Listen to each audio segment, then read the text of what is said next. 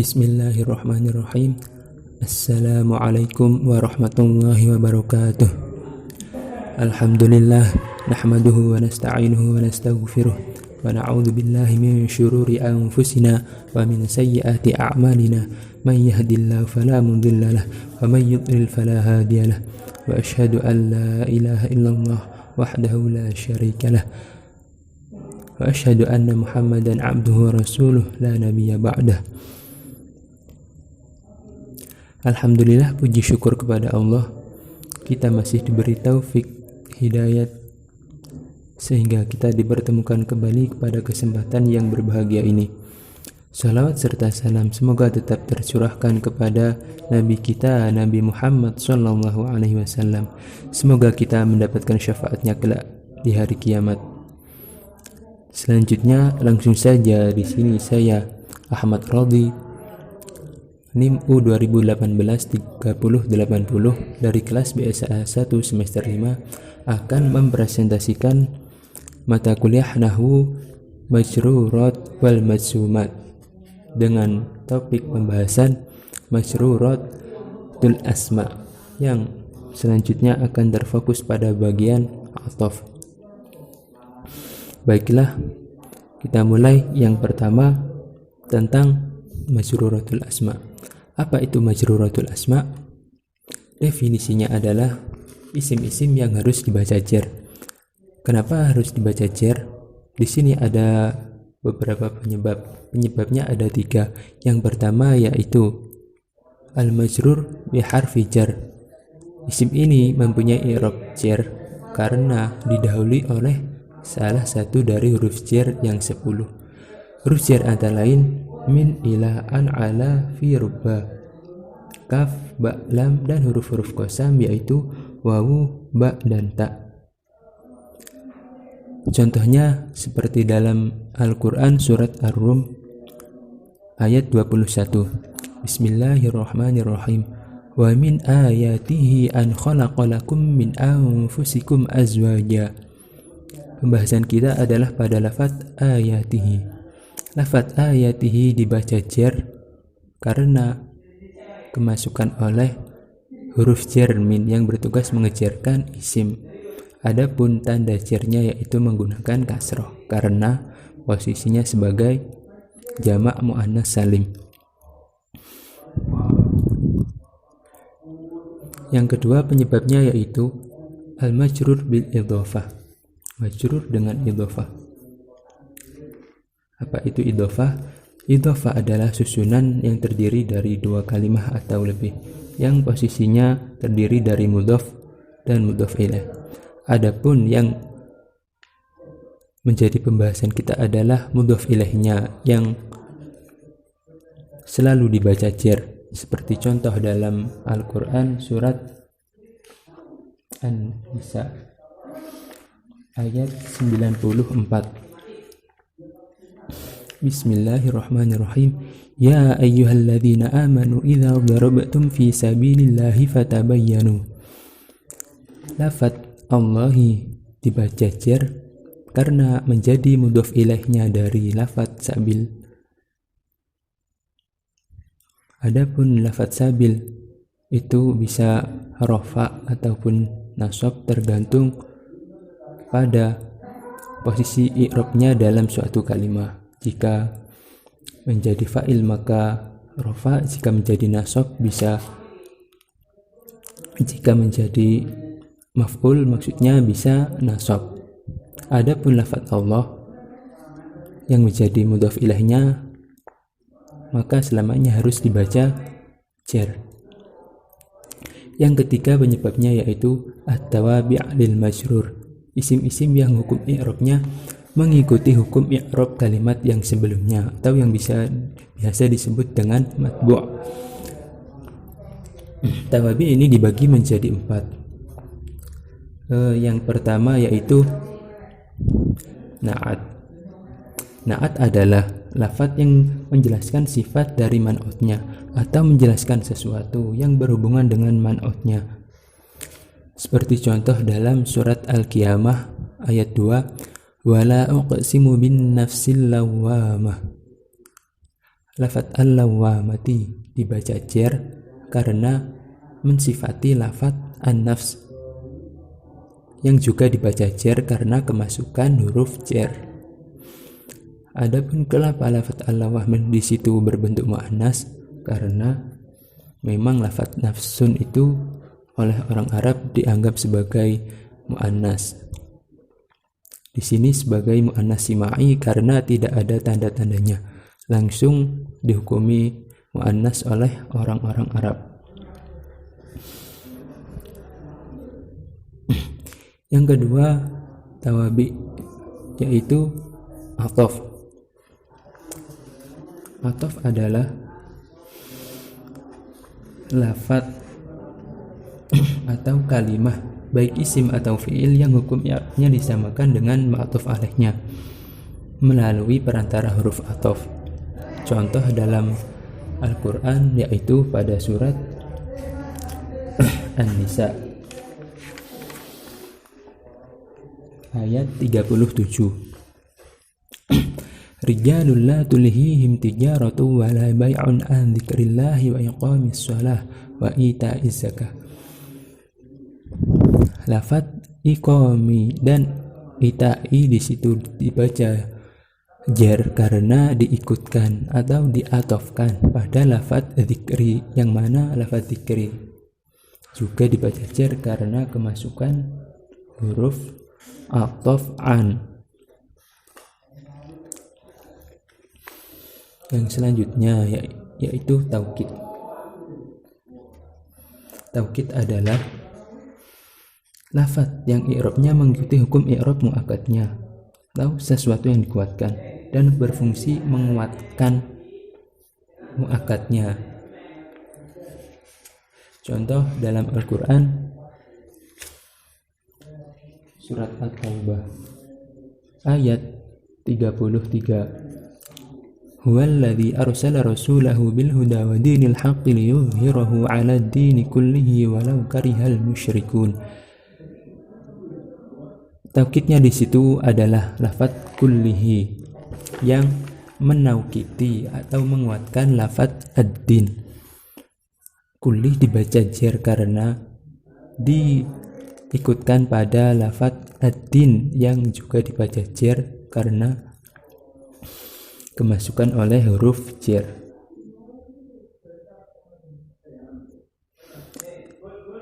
Maksudnya di situ yakni penjelasan dari ayatnya, Allah mengutus Rasulnya untuk memberikan petunjuk bahwa agama Islam itu adalah hak dan untuk memenangkan agama Islam di atas seluruh agama. Berarti pemahamannya yaitu memenangkan Islam di atas seluruh agama, bukan hanya agama-agama tertentu saja. Jika lafaz ini tidak diberi lafaz kullih, maka akan kemungkinan dipahami seperti itu. Yang terakhir yaitu adalah badal. Badal adalah lafaz yang hukum i'rabnya disamakan dengan hukum i'rab dari mubdal minhunya, baik itu karena sejenis dengan mubdal minhunya atau bagian dari mubdal minhunya atau merupakan sesuatu yang terkandung dalam mubdal minhunya. Seperti contoh dalam Al-Quran surat Al-Baqarah ayat 217. Yas'alunaka 'anil syahril harami qitalin fih. Lafaz qitalin fih ditentukan sebagai badal karena menjelaskan atau menjadi bagian dari lafaz asy-syahril haram. Pemahamannya yakni orang-orang bertanya tentang hukum peperangan dalam bulan-bulan haram, bukan hanya bertanya pada bulan-bulan haramnya saja. Yang selanjutnya yakni fokus pembahasan kita yaitu pada bagian ataf.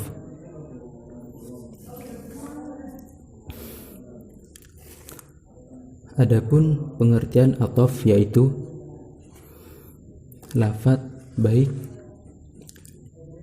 isim ataupun fiil yang hukum i'rabnya disamakan dengan ma'tuf alaihnya melalui perantara huruf ataf.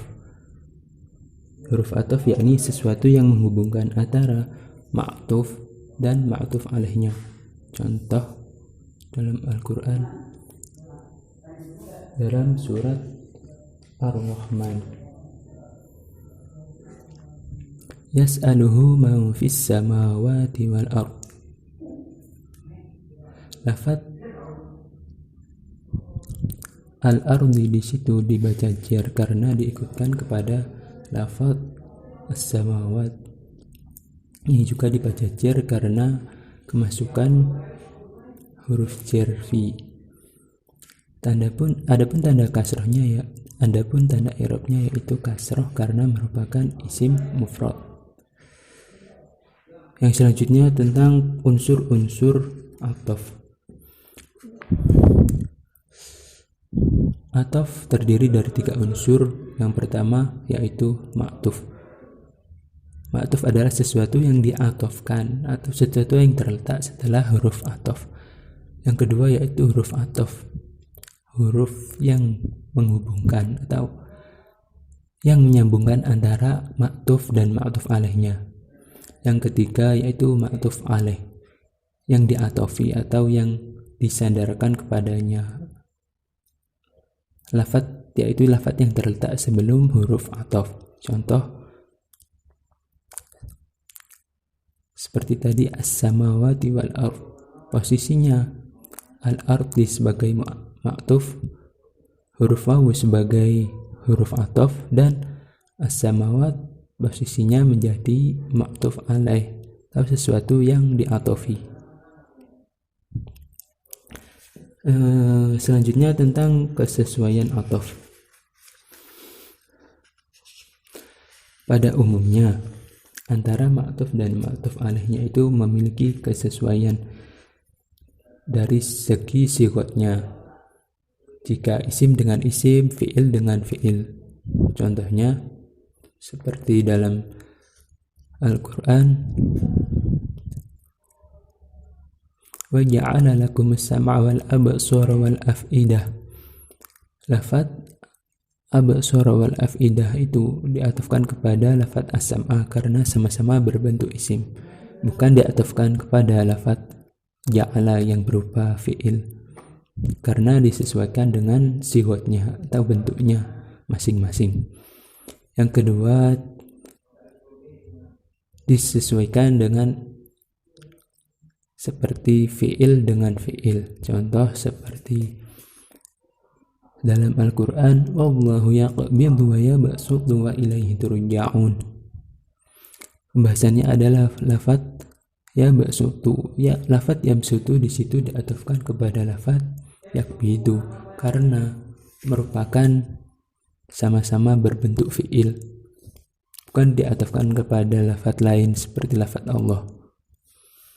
Dan kesesuaian yang lainnya seperti masdar dengan masdar, isim sifat dan isim sifat dan lain sebagainya. Selanjutnya tentang pembagian na'at. Maksudnya pembagian ataf. Ataf ada 2. Yang pertama yakni ataf nasak, yaitu ataf yang menggunakan huruf ataf sebagai penghubung atau perantara dari ma'tuf dan ma'tuf alaihnya. Seperti contoh ja'a Zaidun wa Muhammadun. Antara lafaz Zaidun dan Muhammad di situ dipisah menggunakan huruf ataf atau dihubungkan, maksudnya menggunakan huruf ataf wawu. Yang kedua yaitu berupa ataf bayan. Adapun maksud dari ataf bayan yaitu ataf yang tidak menggunakan perantara antara ma'tuf dan ma'tuf alaihnya. Ataf bayan merupakan penjelas bagi ma'tuf alaihnya dan biasanya juga bisa disebut sebagai badal. Adapun letak ataf bayan ada di beberapa tempat. Yang pertama yaitu terletak pada laqab atau gelar setelah nama asli. Contoh qama azizun saifuddini. Lafaz Saifuddin, maksudnya terfokus pada Saifu. Saifu dibaca rofa karena menjadi penjelas dari lafadz aziz yang juga dibaca rofa karena menjadi fa'il. Di situ diatofkan kepada lafadz aziz tidak menggunakan huruf atof. Adapun huruf atof itu antara lain yaitu wawu, fa, la, bal, hatta, thumma, lakin, imma, dan lain-lainnya. Yang kedua, letak ataf bayan ada pada nama asli setelah kunyah. Nama asli setelah kunyah. Kunyah yaitu sebutan nama yang didahului oleh lafadz abun, umun, ibnun, ibnatun, dan lain sebagainya. Contoh, jalasa Abu Amrin Yazidu. Lafadz Yazidu menjadi dibaca rofa karena diatofkan pada lafadz Abu Amrin yang di situ juga berposisi sebagai fa'il yang dibaca rofa. Adapun tanda rafa'nya yaitu dhammah karena isim mufrad. Yang ketiga terletak pada isim dhamir setelah isim isyarah. Contoh, dzalika ar-rajulu shadiqun. Lafadz ar-rajulu di situ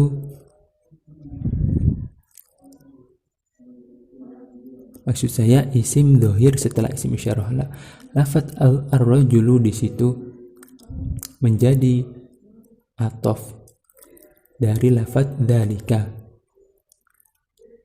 yang mana diatofkan tanpa menggunakan perantara huruf atof.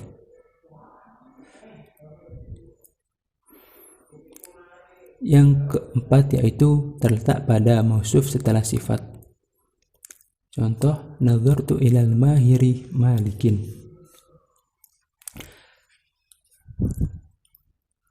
Sifatnya yaitu adalah lafadz mahir, al-mahiri. Atofnya pada lafadz malikin. Malikin di situ menjadi atof yang diatofkan kepada al-mahiri tidak menggunakan huruf atof seperti atof nasak tadi. Langsung diletakkan setelah lafadz al-mahiri atau ma'tuf alaihnya. Yang terakhir yakni tafsir setelah mufassar. Contoh seperti kalimat berikut, innama tajibu al-maktubatu ay as-shalawatul khamsu. Lafadz as-shalawatul khamsu menjadi atof bayan dari lafadz al-maktubatu. As-shalawatul khamsu maksudnya dari sholat-sholat yang wajib, yaitu sholat yang 5. Penjelasan dari sholat yang 5 yaitu menjadi penjelas secara lebih mendalam. Ada ikhtilaf di antara ulama nahwu. Ada yang memasukkan ai sebagai huruf atof, dan ada yang memasukkannya sebagai ai tafsiriyah saja, tidak berfungsi sebagai huruf atof. Adapun Ibnu Malik menjelaskan ai hanya sebagai ai tafsiriyah, dan Abu Sa'id bin Mas'ud pengarang kitab Al-Mustawfa yang di sini merupakan pendapat madhab nahwu Kufah menjadikannya sebagai ai sebagai huruf atof, seperti contoh marartu bin Ghadhanfar ay al-asad, aku bertemu dengan macan.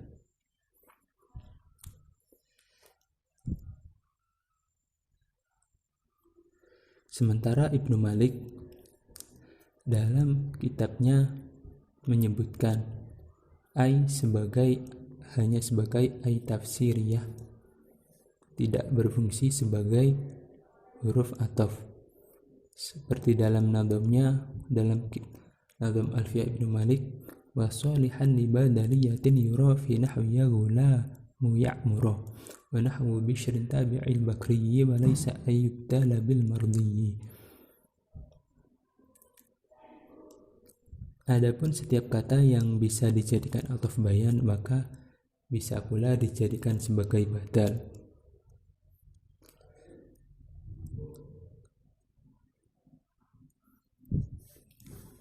Baik, mungkin itu saja, cukup presentasi dari kami. Kurang lebihnya kami mohon maaf yang sebanyak-banyaknya. Ihdinas siratal mustaqim, wallahul muwaffiq ila aqwamit thoriq. Wassalamualaikum warahmatullahi wabarakatuh.